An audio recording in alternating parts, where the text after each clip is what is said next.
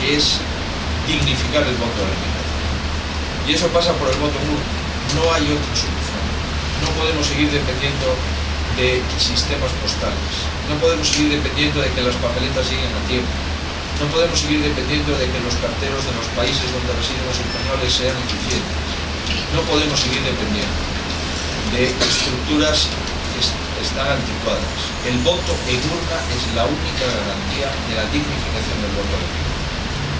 Y yo espero y deseo que si gana mi partido en este año 2008, en las elecciones autonómicas del 2009, Galicia sea la primera comunidad autónoma que en sus elecciones inaugure el voto en urna en España.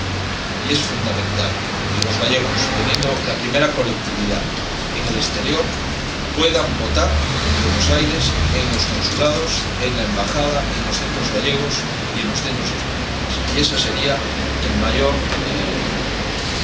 mayor dignificación del voto, para que no haya nadie que tenga intenciones de que el resultado electoral coincida con la voluntad inequívoca de la gente que vota.